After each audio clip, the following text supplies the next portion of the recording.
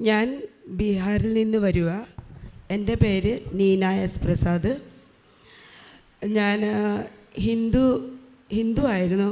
പക്ഷേ ഞാൻ പെന്തക്കോസ്തിൽ പോയി 10-25 വർഷം പ്രാർത്ഥിച്ചു കൊണ്ടിരുന്നതാണ്.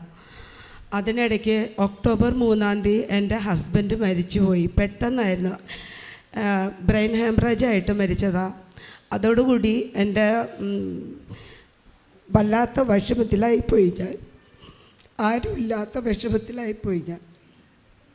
അങ്ങനെ എനിക്ക് ഉറങ്ങാനും പറ്റുന്നില്ല, ഇരിക്കാനും പറ്റുന്നില്ല, ഒരു വെപ്രാളം എല്ലാ ദിവസവും. അങ്ങനെ ഞാൻ എല്ലാ ദിവസവും ഉറക്ക ഗുളിക കഴിക്കുമായിരുന്നു. ആ ഉറക്ക ഗുളിക കഴിച്ചു ഞാൻ കിടന്നുറങ്ങുന്നത്. ഉറക്ക ഗുളിക കഴിച്ചാലും എനിക്ക് ഉറക്കം വരുന്നില്ലായിരുന്നു. അങ്ങനെ ഒരു ദിവസം ഞാൻ എൻ്റെ ബെഡ്റൂമിൽ കിടക്കുക, മോളെ അടുത്ത ബെഡ്റൂമിൽ കിടക്കുക. അപ്പോൾ രാത്രി 2 മണിയായിട്ടുണ്ടാവും. എൻ്റെ ഈ ഒരു വശം മൊത്തം തളർന്ന്. അതിന് മുന്നേ ഡോക്ടർ പറഞ്ഞിരുന്നു, പിന്നെ ഒരു വശം മൊത്തം തളർന്നു പോകും, ഇടതുവശത്ത് ബ്ലോക്കേജാണ്, അതുകൊണ്ട് തളർന്നു പോകുമെന്ന് പറഞ്ഞിരുന്നു. അപ്പോൾ ആ ദിവസം എനിക്ക് ഈ കൈയും കാലൊന്നും അനയ്ക്കാൻ പറ്റാത്ത ഒരവസ്ഥ. ഈ വശത്തും ചരിഞ്ഞെടുക്കാൻ പറ്റുന്നില്ല, ആ വശത്തും ചരിഞ്ഞെടുക്കാൻ പറ്റുന്നില്ല. അപ്പോൾ എനിക്ക് പെട്ടെന്ന് ഓർമ്മ വന്ന് അച്ഛൻ്റെ യൂട്യൂബിലൂടെ ഞാൻ അച്ഛൻ്റെ പ്രസംഗമൊക്കെ കേൾക്കുമായിരുന്നു, പ്രാർത്ഥനയൊക്കെ കേൾക്കുമായിരുന്നു. അങ്ങനെ ഞാൻ പ്രാർത്ഥിച്ചു, മാതാവേ നാളെ കാലത്താകുമ്പോഴത്തേക്കും എഴുന്നേറ്റ് നടക്കാനുള്ള ശക്തി എനിക്ക് തരണേ എന്ന് പറഞ്ഞു. അങ്ങനെ ഞാൻ കരഞ്ഞ് പ്രാർത്ഥിച്ച് കിടന്നു. രാവിലെ ആയപ്പോഴത്തേക്കും എഴുന്നേറ്റപ്പോഴത്തേക്കും ഞാൻ ഒന്നും അറിയാത്ത പോലെ സാധാരണ പോലെ അങ്ങോട്ട് എഴുന്നേറ്റ് നടക്കാൻ തുടങ്ങി.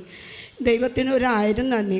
അന്ന് തന്നെ ഞാൻ എൻ്റെ മോളുടെ അടുത്ത് പറഞ്ഞു, മോളെ പെട്ടെന്ന് ടിക്കറ്റ് എടുക്കണം എന്ന് പറഞ്ഞു.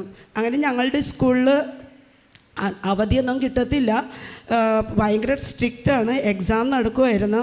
ഞാനൊന്നും നോക്കിയില്ല. ഞാൻ പെട്ടെന്ന് ടിക്കറ്റ് എടുത്തു. 1-ാം തീയതി ഫ്ലൈറ്റിൻ്റെ ടിക്കറ്റ് എടുത്തേച്ചും ഇവിടെ 2-ാം തീയതി എത്തി. 2-ാം തീയതി ലൂലുവിൽ ഇവിടെ ഞാൻ റൂം എടുത്ത് കഴിഞ്ഞേച്ചും എൻ്റെ കൂടെ ഒരു മോൻ്റെ ഒരു ഫ്രണ്ടാണ് വന്നത്. അവിടെ വന്ന് കിടന്ന് ഉറക്ക ഗുളിക കഴിക്കാൻ മറന്നുപോയി. അന്ന് മുതൽ ഞാൻ ഉറക്ക ഗുളിക കഴിച്ചില്ല. അന്ന് മുതൽ ഇന്നേ വരെ നന്നായിട്ട് കിടന്ന് ഉറങ്ങുന്നുണ്ട്. ഇപ്പം എനിക്ക് ഉറക്കം മതിയാവുന്നില്ല എന്നുള്ളതാണ്. പിന്നെ അത് കഴിഞ്ഞ് രാവിലെ ഞാൻ പള്ളിയിലോട്ട് വരാനായിട്ട് ഇങ്ങോട്ട് ഇറങ്ങിക്കഴിഞ്ഞപ്പോഴത്തേക്കും ലൂലുന്ന് ഞാൻ അങ്ങോട്ട് വലതുവശത്തൊക്കെ നോക്കിക്കൊണ്ടിരിക്കുക. വണ്ടികൾ വരുന്നുണ്ടെന്ന്. അപ്പോൾ കുറേ ദൂരത്തായിട്ട് 2 ബസ്സും 4 കാറും ബൈക്കൊക്കെ വരുന്നുണ്ട്. എന്നാലും ഞാൻ വിചാരിച്ചു അത്രയും ദൂരത്തല്ലേ ഇരിക്കണം. ഞാനങ്ങനെ പെട്ടെന്ന് ക്രോസ് ചെയ്ത് ഇങ്ങനെ ആ വെള്ള വര വരച്ച അവിടെ എത്തിക്കഴിഞ്ഞപ്പോഴത്തേക്കും ഒരു ബൈക്ക് എടുത്ത് എന്നെ അടുത്ത് വലിച്ചെറിഞ്ഞ് ഞാൻ അങ്ങോട്ട് കിടന്നു പോയി. വലിച്ചെറിഞ്ഞെന്നാൽ കല്ലിലൊക്കെ അങ്ങോട്ട് അങ്ങനെ തെറിച്ചു പോയി. അപ്പോൾ പെട്ടെന്നൊരു നിമിഷത്തേക്ക് എനിക്കൊന്നും പറയാൻ പറ്റാത്തൊരവസ്ഥ. ആൾക്കാരെല്ലാവരും കൂടി എന്നാ പറ്റിയെന്നൊക്കെ ചോദിച്ച്. അപ്പോൾ എനിക്ക് വർത്താനം ഒന്നും പറയാനോ പറ്റുന്നില്ല. ഞാനപ്പം മാതാവിൻ്റെ അടുത്ത് പറഞ്ഞു, മാതാവ് ഇതെന്നാ പറ്റി എനിക്ക്? ഞാൻ വലിയ വിശ്വാസത്തോടു കൂടിയാണല്ലോ വന്നത്. എൻ്റെ മോനെല്ലാം വിലക്കിയത്, നീ ഒറ്റയ്ക്ക് പോവണ്ടെങ്കും. എന്നിട്ട് ഞാൻ ഒറ്റയ്ക്ക് വന്നതാണ് ഇവിടെ, എന്നാ പറ്റി? എന്നിട്ട് ഒരു ചേച്ചി എന്നെ പിടിച്ച് എണീപ്പിച്ച് കഴിഞ്ഞപ്പോഴത്തേക്കും എനിക്ക് തോന്നിയാ അയ്യോ എനിക്ക് എണീറ്റ് നിൽക്കാം, എനിക്കൊന്നുമില്ലല്ലോ. ഞാൻ പെട്ടെന്ന് പറഞ്ഞു, അയ്യോ ഞാൻ കൃപാസനത്തിൽ വന്നതാണ്, പെട്ടെന്ന് ഇപ്പോൾ കുർബാനയൊക്കെ തുടങ്ങുന്ന സമയമെന്ന് തോന്നുന്നുണ്ട്. അപ്പോൾ ആ ബൈക്ക് ഇടിച്ച ചെറുക്കൻ എൻ്റെ അടുത്ത് പറഞ്ഞു, ആൻറ്റി ബൈക്കിലിരിക്കുക, ഞാൻ അവിടം വരെ കൊണ്ട് വിടാം. ഞാൻ പറഞ്ഞു, വേണ്ട മോനെ, ഞാൻ നടന്ന് പോയിക്കോളാം, കുഴപ്പമൊന്നുമില്ല എന്ന് പറഞ്ഞു. അങ്ങനെ ഒരു ഇത്തിരി ഇവിടെയൊക്കെ പൊട്ടയൊക്കെ ചെയ്തു, കുഴപ്പമില്ലാതെ ഞാനിവിടെ വന്നിരുന്നിട്ടൊരു മനസ്സമാധാനം ഇല്ല എനിക്ക്. ഞാൻ വിചാരിച്ചു എന്തെങ്കിലും വന്നു കഴിഞ്ഞാൽ എൻ്റെ മോൾക്കും മോനും ആരും ഇല്ലല്ലോ, പപ്പയാണെങ്കിലും മരിച്ചും പോയല്ലോ എന്നൊക്കെ വിചാരിച്ച് ഇങ്ങനെ തലയും കൊമ്പിട്ടിരിക്കുക. അപ്പോൾ എനിക്ക് തോന്നി എൻ്റെ ഇടതുവശത്ത് ആരോ നിൽക്കുന്നുണ്ട്. അപ്പം ഞാനിങ്ങനെ ഒന്നിങ്ങനെ ഇടം കണ്ടിട്ട് ഇങ്ങനെ നോക്കിക്കഴിഞ്ഞപ്പോഴത്തേക്കും മാതാവിൻ്റെ ചാര കളറിലെ ഉടുപ്പാണ് ഞാൻ കണ്ടത്. മാതാവിന് 1000 നന്ദി. എനിക്ക് തോന്നി മാതാവ് എൻ്റെ കൂടെയുണ്ട്. ഞാൻ എപ്പോഴും ഇങ്ങനെ എല്ലാവരും പെന്തക്കോസ്തിൽ പറയുമ്പോഴത്തേക്കും മാതാവിൻ്റെ അടുത്തൊന്നും പ്രാർത്ഥിക്കരുതെന്നൊക്കെ പറഞ്ഞിരുന്നു. പക്ഷേ ആ ഭർത്താവ് മരിച്ചു കഴിഞ്ഞപ്പോഴത്തേക്കും ഈ പെന്തക്കോസ്തുകാരെല്ലാവരും പറഞ്ഞു അങ്ങനെ ചെയ്യണം ഇങ്ങനെ ചെയ്യണം എന്ന് പറഞ്ഞപ്പോൾ വളരെ നിരാശയിലായിപ്പോയി. പിള്ളേരാണെങ്കിൽ ഹിന്ദു ധർമ്മത്തിലാണ്, ബീഹാറിലെ ഇതാണ്. അങ്ങനെ ഇവിടെ വന്നു കഴിഞ്ഞ് ഞാൻ ഉടമ്പടി എടുത്തേച്ചും ആദ്യത്തെ ഉടമ്പടിയിൽ ഞാൻ വെച്ചിരുന്നത് പിന്നെ എനിക്ക് ഒരുപാട് കടങ്ങളുണ്ടായിരുന്നു. കൊറോണ തുടങ്ങിക്കഴിഞ്ഞപ്പോഴത്തേക്കും എൻ്റെ ക്ലാസ് എല്ലാം നിന്ന് പോയി, പൈസ ഒന്നും കിട്ടാതെ ആയിപ്പോയി. അപ്പോൾ ഈ കടങ്ങൾ കൊടുക്കാനുള്ളവരൊക്കെ ബിൽഡറൊക്കെ വന്ന് എന്നെ ഒരുപാട് ശല്യപ്പെടുത്തുമായിരുന്നു, പൈസ എങ്ങനെയെങ്കിലും താന്ന്. അപ്പോൾ ഈ പുള്ളിക്കാരൻ മരിച്ചു കഴിഞ്ഞപ്പോഴത്തേക്കും ഒരു പോളിസി എടുത്തിരുന്നു, ICC ബാങ്കിൽ നിന്നൊരു പോളിസി എടുത്തിരുന്നു. ഒരു തവണ ഞാനത് ഗഡവട് അടച്ചുള്ളൂ. അടച്ചു കഴിഞ്ഞപ്പോഴത്തേക്കും ഞാൻ വെച്ച് കിട്ടുമോ ഇല്ലയോ എന്ന് എനിക്കറിയത്തില്ല. എന്നാലും 4ാമത്തെ ആഴ്ച ഞാൻ ഓൺലൈനിൽ പ്രാർത്ഥിച്ചുകൊണ്ടിരിക്കുമ്പോഴത്തേക്കും വൈകുന്നേരം ഒരു 5 മണിയോടുകൂടി ഞാൻ പ്രാർത്ഥിച്ചുകൊണ്ടിരിക്കുമ്പോഴത്തേക്കും എനിക്ക് ഫോണിൽ ഒരു മെസ്സേജ് വന്നു, 1 രൂപ ആരാ അയച്ചോ എന്ന് പറഞ്ഞിട്ട് മെസ്സേജ് വന്നു. ഞാൻ പറഞ്ഞു എന്തായാലും പ്രാർത്ഥന കഴിഞ്ഞിട്ട് നോക്കാമെന്ന് പറഞ്ഞു. പ്രാർത്ഥന കഴിഞ്ഞ് ഞാൻ നോക്കിയപ്പോഴത്തേക്കും ചെക്ക് ചെയ്ത് നോക്കിയപ്പോഴത്തേക്കും 5 ലക്ഷം വന്നിരിക്കുക. ദൈവത്തിന് ഒരുപാട് നന്ദിയുണ്ട്. ആ 5 ലക്ഷത്തിൽ നിന്ന് ഞാൻ പകുതി പൈസ ബിൽഡറിനെ കൊടുത്ത്, പിന്നെ മോളുടെ കല്യാണത്തിന് ആവശ്യത്തിനുള്ളത് വെച്ച് ഉടമ്പടിയിൽ ഇതും വെച്ചിരുന്നു. ഞാൻ മോളുടെ കല്യാണം എത്രയും വേഗം നടന്ന് കിട്ടുകയാണെങ്കിൽ ഞാൻ മോനെയും ഇവിടെ കൊണ്ടുവന്ന് മരുമോനെയും കൊണ്ടുവന്ന് ഇവിടെ നിന്ന് ദർശനം കൊടുക്കാമെന്ന് പറഞ്ഞു. അങ്ങനെ മെയ് 20-ാം തീയതി മോളുടെ കല്യാണം കഴിഞ്ഞു. 2 പേരെ ഞാനിവിടെ കൊണ്ടുവരികയും ചെയ്തു. പിന്നെ ഉടമ്പടി തൈലം മോളുടെ ഭയങ്കര കുറേ വൃത്തികെട്ട സ്വഭാവങ്ങളൊക്കെ ഉണ്ടായിരുന്നു. അപ്പോൾ അവളൊന്നും പറഞ്ഞാൽ കേൾക്കത്തില്ല, ഒന്നും ചെയ്യത്തില്ല. എനിക്ക് ഭയങ്കര വിഷമമായിരുന്നു.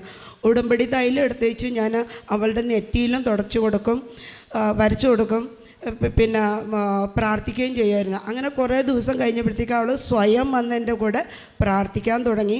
അവൾക്ക് വിശ്വാസമായി. പിന്നെ അവളും വന്ന് ഇന്ന് ഉടമ്പടി എടുത്തിട്ടുണ്ട്.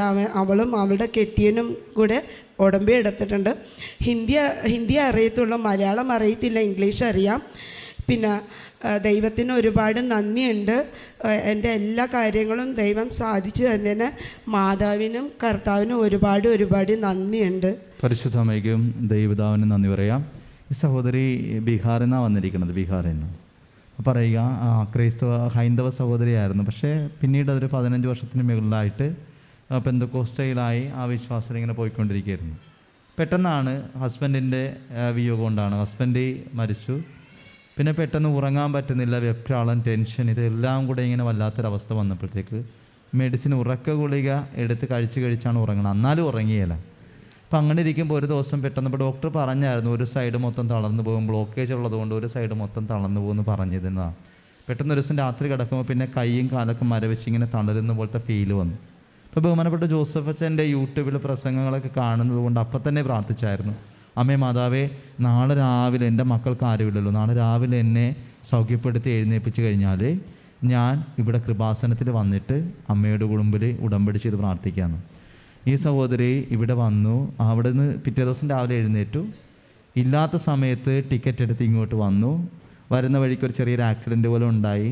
ശരീരം മൊത്തം അപ്പോഴും പക്ഷേ ആ തളർച്ചയുണ്ടാകുന്ന ഭാഗത്ത് പിന്നെ തളർച്ചയില്ലാതെ വീഴ്ചയ്ക്ക് ശേഷം എഴുന്നേറ്റ് ഇവിടെ വന്നിരിക്കുകയാണ്. ഇങ്ങനെ ഭയപ്പെട്ടിരിക്കുമ്പോൾ ഇങ്ങനെ സൈഡിൽ ആരോ നിൽക്കുന്നതായിട്ടുള്ള ഫീലാണ്. തിരിഞ്ഞു നോക്കുമ്പോൾ പരിശുദ്ധ അമ്മയുടെ ചാരനിറമാണ് ഇങ്ങനെ കാണുന്നത്. അപ്പോൾ തന്നെ മനസ്സിലായി പരിശുദ്ധ അമ്മ എൻ്റെ കൂടെ ഉണ്ടെന്ന് നമ്മൾ മനസ്സിലാക്കണം. ഇത്രയും നാൾ അമ്മയില്ല, അമ്മയുടെ കൂടെ അല്ലാതെ ജീവിച്ചിരിക്കുന്നവർക്ക് ഒരു തളർച്ച വന്നു കഴിഞ്ഞാൽ അമ്മയുണ്ടാകും എന്നുള്ളതാണ്. ഇപ്പം നിങ്ങൾ ഇത്രയും നാളിപ്പോൾ ഈ കൂട്ടത്തിൽ ഇരിക്കുന്നവർ കുറേ വർഷങ്ങളായിട്ട് പ്രാർത്ഥിക്കുന്നു, പക്ഷേ പരിശുദ്ധമ്മയോട് നിങ്ങൾക്ക് വല്ല സ്നേഹമൊന്നും ഇല്ലെങ്കിൽ പോലും നിങ്ങൾക്കൊരു തകർച്ച വന്നാൽ അമ്മ നിൻ്റെ കൂടെ ഉണ്ടാവും.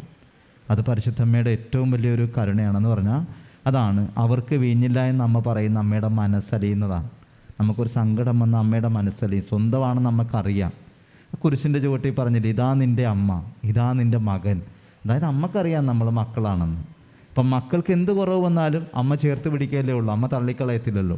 ഇതാണ് പരിശുദ്ധ അമ്മ ഇങ്ങനെ സൈഡിൽ ചാരേ വന്നിരുന്നത്. അതാണ് കൃപാസന അമ്മ മാതാവ്. സഞ്ചരിക്കും, കൂടെ വരും, കാര്യങ്ങൾ നടത്തിത്തരും. കടബാധ്യതയുണ്ടായിരുന്നു, പ്രതീക്ഷിക്കാത്ത സമയത്ത് അത് ക്രെഡിറ്റായി 5 ലക്ഷം രൂപ. കൊടുക്കാനുള്ള കടം വീട്ടി, മകളുടെ കാര്യത്തിന് വേണ്ടി വെച്ചു, മകളുടെ വിവാഹം നടന്നു, ഇവിടെ കൊണ്ടുവന്നു. ഇപ്പോഴും അമ്മ സംരക്ഷിച്ചുകൊണ്ടേയിരിക്കുന്നു.